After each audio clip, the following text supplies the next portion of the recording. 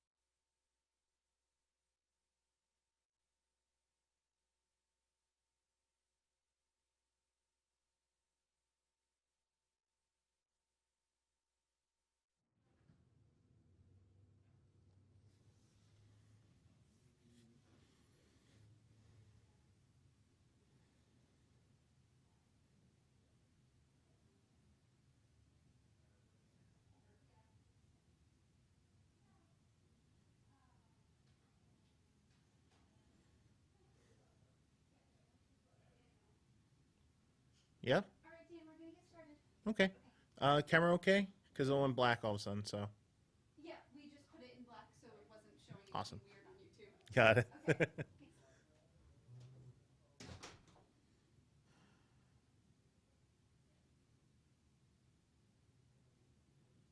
Okay, thanks. This is the Patriot. Hey, this is Skylar. My name's the Devil's Rejects. I'm the big-time wrestling heavyweight champion, Flex Armstrong. I'm the connected Share. Rusev Day every day? It's Rusev Day every day. Exactly. And you're watching the Wrestling Connection. You're watching Wrestling Connection. And watch the Wrestling Connection. You're watching the Wrestling Connection.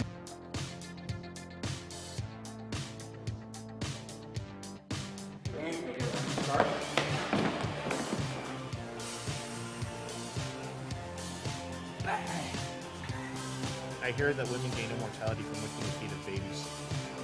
What? Say. Be connected, get connected, and stay connected, brothers. Allison. Hello, Allison, and welcome to the Be Connected, Get Connected, Stay Connected. Let's get the big, of course, with the official presentation. Thank you. Get connected, be evil, or die. Moving on. Be connected, get connected, stay connected.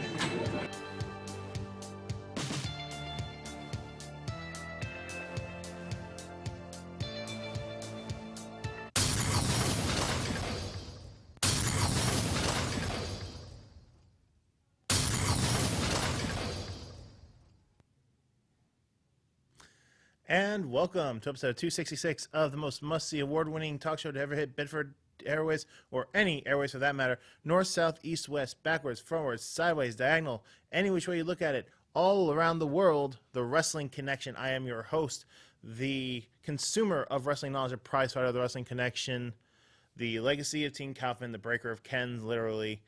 Dan Kaufman is here delivering all the news you need to know about WWE and sports for wrestling in general. Today, but a quick thing, I'm not just a guy who likes sports, I'm kind of a nerd too, and today is Avengers Endgame Day, so we're trying to get this out early. This is an early bird edition, so we're just going to blast through a few things here. We're going to be talking about some marriage stuff, we're going to be talking about some injury stuff, unfortunately, and we're going to be bringing up a reinvention of one individual. But first things first, like I said, marriage. So, first slide, please. Yes. So, as we all know, the Superstar shakeup has occurred last week, and with that being done, everything is supposed to be set in stone where people were supposed to go, and yet the week after, people were somehow sprouting here and there, and we're wondering why are certain individuals being moved after the shakeups had already occurred. One of the big ones that have happened was Andrade Cien Almas, I'm still calling him that, and his manager Zelina Vega, who were moved from SmackDown to Raw, and yet this week was moved back from Raw over to SmackDown again. Now, there are two reasons why this has happened. First was Fox, who is, going to be running SmackDown over on their broadcast later on this year, had asked for more Latino support since Rey Mysterio has also moved to Raw. But here's the big one. WWE is now focusing on trying to keep married couples together, where Zelina Vega, who is the manager of Andrade Cien Almas, has also moved back to SmackDown, where her husband, Aleister Black, who has now been split up from Ricochet and is now on SmackDown on his own, so they could be together, and Andrade, who has now been brought back to SmackDown, is in a very serious relationship with one Charlotte Flair, who the talk of marriage is in the works with those two. Congratulations if that is the case. However, this is a very rare precedent for WWE because we have known, it has been a very public knowledge thing that WWE as a whole have actually used the brand split to break up couples, especially if they deem them problematic. The best case scenario of that was Paige and Alberto Del Rio. Those two were in a very committed relationship. In fact, after these events transpired, they planned on getting married. Unfortunately, those fell apart because one of the things that they did was they put Alberto Del Rio on Raw, but they put Paige on SmackDown. Therefore, they have different traveling times and traveling dates. Therefore, they have less time together.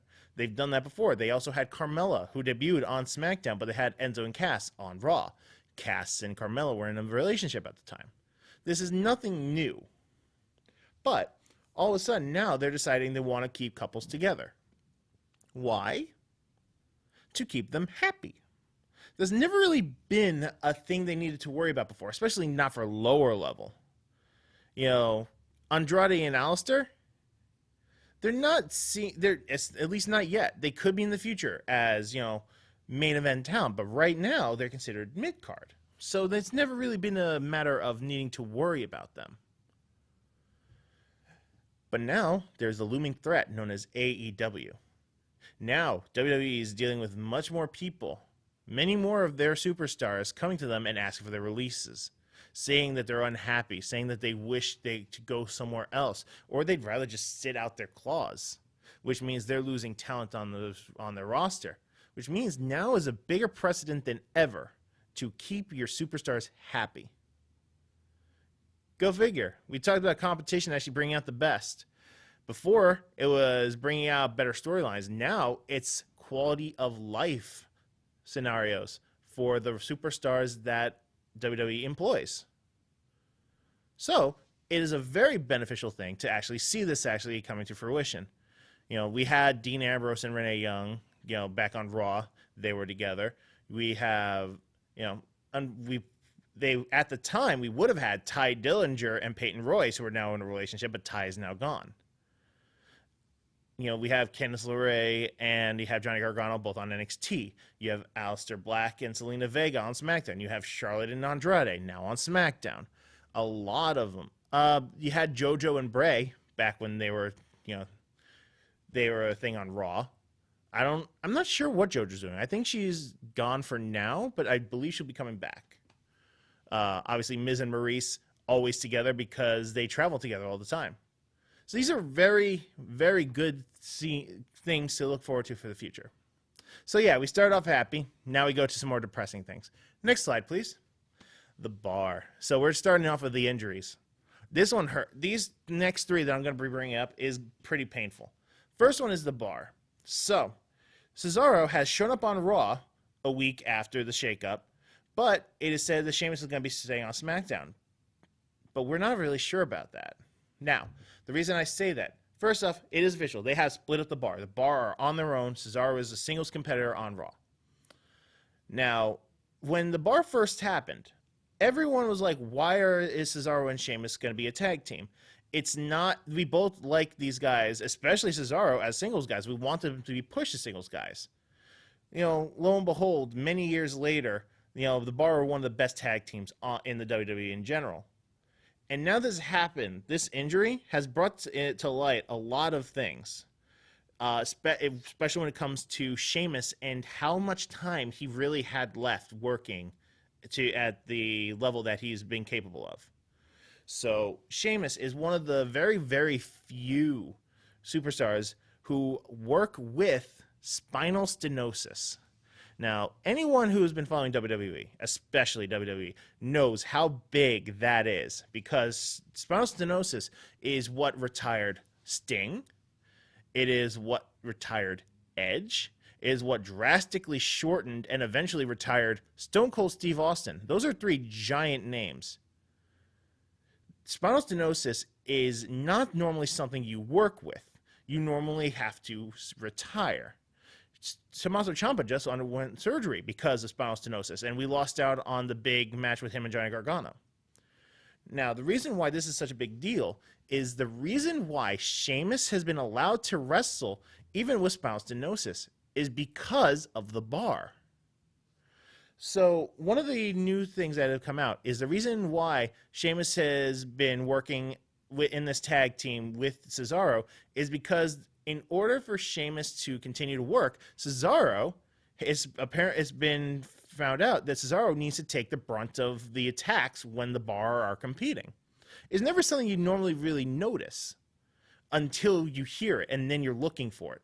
Cesaro always takes the brunt of the damage, while Sheamus works a little safer. But Sheamus is such a pro, he knows how to make everything he does look hard-hitting. So it's always been very enjoyable to watch. So now the thought of the bar breaking up is sad, because if that's true and they break up the bar, especially now that we know Sheamus is injured, does that mean that this is the end of Sheamus's run? Is Sheamus going to be forced to take a backstage role similar to Jason Jordan, another person, spinal stenosis? Is this the end of the line for him? Because I don't know if WWE are willing to put Sheamus out as a single star anymore after the issues that he has had. So time is going to tell. It's been less than a week since this happened. So we need to wait and see. But we have another person to look out for as well. Next slide, please. Daniel Bryan. Daniel Bryan has been counted as injured since WrestleMania. Concussion. This is something that nobody wanted. This is something everyone was trying to avoid. Because Daniel Bryan being back in the ring has been a blessing. But it comes with caveats. After the end of every match, Daniel Bryan has to be looked over and checked. If he's healthy, good. If not, we see where we go from there. The worst thing that could happen, since the reason he was out from WWE for so long was because of his brain and the multiple concussions he had. They were worried about him and brain trauma. So, when he came back, he was supposed to work a safer style. It never really looked like a safer style, but he did his best. Unfortunately, during WrestleMania, there's a segment where Kofi Kingston is holding both of Daniel Bryan's arms and booting him in the head. Now, it's not that, it may seem vicious, but it's something Daniel Bryan's done to a lot of other superstars as well with no injuries. Unfortunately, Daniel Bryan got injured via Kofi doing the same move to him. It happens, unfortunately. But the problem is Daniel Bryan, how far is Vince willing to push this? Because you know Daniel Bryan will want to get back in the ring. But you also know Vince does not want this kind of issues on him, which is one of the reasons why he kept Daniel Bryan as the general manager of SmackDown back when he couldn't wrestle. However, there is no way Daniel Bryan will want to stick around and be a backstage role again. There's no way. So it's going to come to blows. It's going to come to a head. Who's going to win out? Are they going to really just hold Daniel Bryan back from competing? Because if that's the case, he's not going to just sit idle and wait. Daniel Bryan is not in the position where he will just sit around and wait for someone to tell him what to do. Not like last time.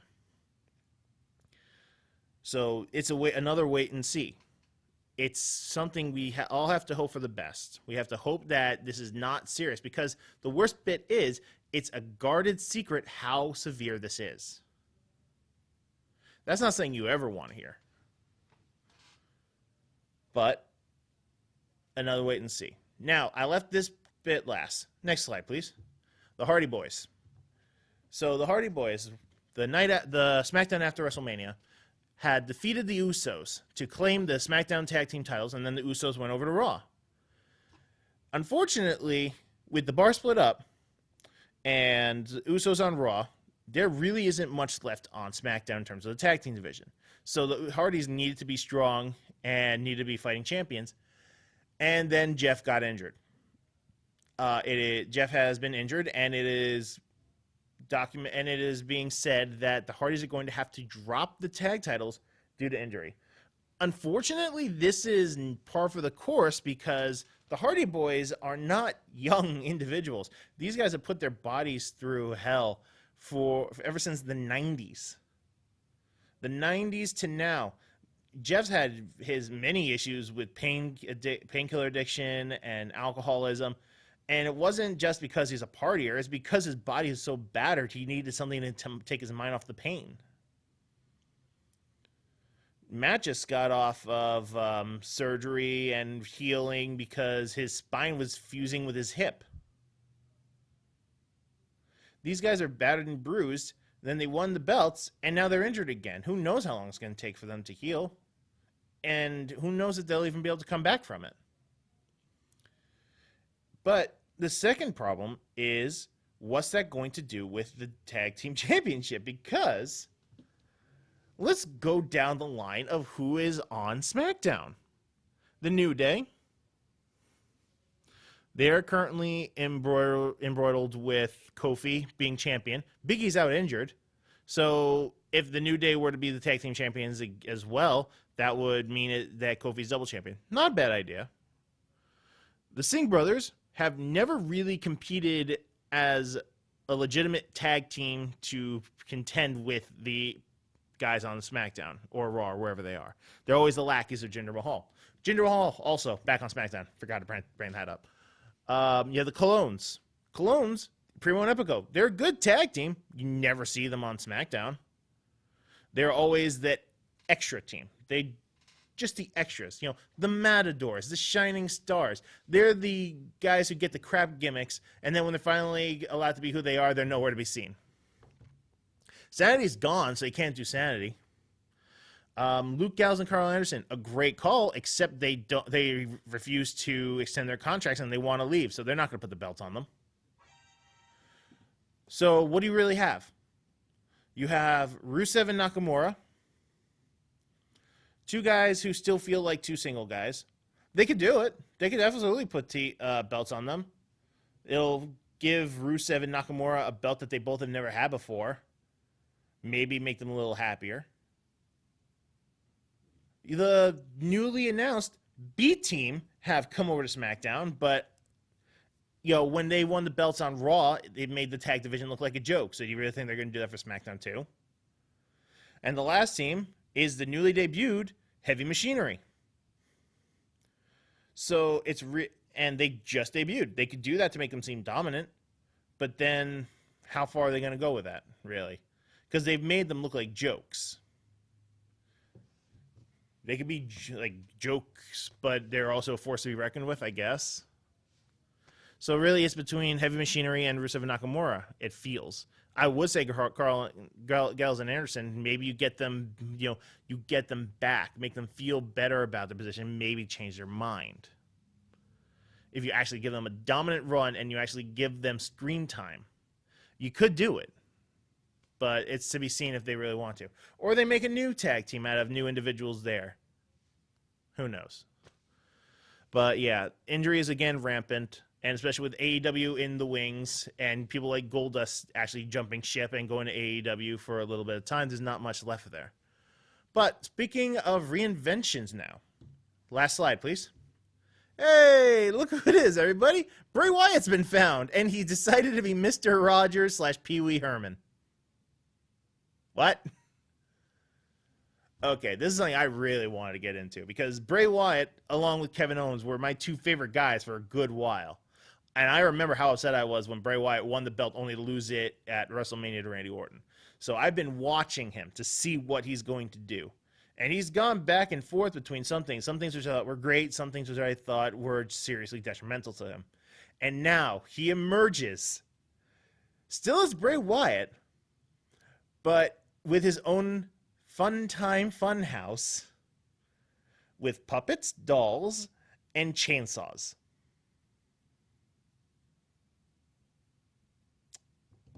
Okay. It feels very Bray Wyatt. This definitely feels like something he'd come up with. So hopefully, and so the sheer fact that he's going into it as hard as he can does give me some hope, because this is 100% funny with creepy undertones, which is exactly what you'd want in this situation. Because you have Bray Wyatt, who's not pretending that he was never the cult leader. He's never said that. He said on screen he used to be a bad man. He used to do some bad things. But he's been punished for his sins, and he is now back to educate everybody. Which, I'm going to paint everyone a scenario here. This is 100% fictional. Do not take what I say serious. But imagine you're watching Mr. Rogers, and you know how he has a little train track that goes into a hole in the wall, and it transports him to this world full of puppets, and everyone's happy there. Now imagine you're watching the news, and it comes out that Mr. Rogers is a massive... He's racist. He's not. Remember, this is fictional. Now, while watching, you watch him go back to the puppet world, and you notice that all the puppets are of a different color. Now the puppets are looking up to Mr. Rogers, who's this big white individual just looking down on them. Never says anything bad about it, but the imagery is there, and now everything has a creepy undertone. Here's another one. Pee Wee Herman. Anyone who's old enough to remember Pee Wee Herman and Pee Wee's Playhouse also knows about the time he got arrested for entering a theater, and certain things happened. He never went back to Pee Wee's Playhouse, and if he had, it would have been much creepier than it would have in the first place. That's the angle they're going for here. They want it to seem happy, but they're leaving the past of the individual who's portraying this nice guy clear as day. So you know there's creepy, so you know how vile this man can go. And they're letting him play it out like he's happiest guy in the world and he could do no wrong. Wally pulls out a chainsaw and tears down a cardboard cutout of his former self in half. And he says, I will always guide the way. All you got to do is let me in.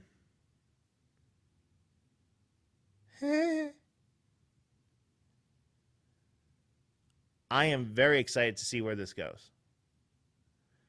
Please don't screw it up. Please let it continue to wherever he needs it to go.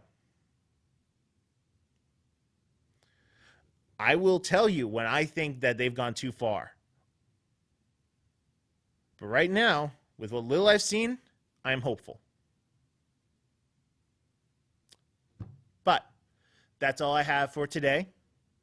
I thank everybody for tuning in, and I tell everyone, go see Endgame. Come back. Tell me what you think. I need to know. I am leaving early. I'm going to see if I could get tickets, because believe it or not, I was able to go last year to Infinity War without buying any tickets in advance, and I saw it on first day. I'm planning on doing the same thing. If not, even no matter what, by the time I'm here next Friday, I will have seen Endgame, and I will have sat through those 3 hours. Tell you what, quick question for anyone watching who wants to come to me. Since we already know that The Rock is going to be playing Black Adam, what other superhero would you like to see a WWE superstar or any wrestler in the world play? Let me know. Comment on the show. And tell me what you think. I'd be very interested to hear. But in the meantime, this is episode 266 of the Wrestling Connection, and I remind everybody to be connected, get connected, and stay connected. Play me out, Kermit.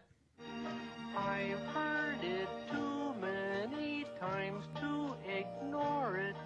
It's something that I'm supposed to be. Someday we'll find it, the Wrestling Connection, the lovers.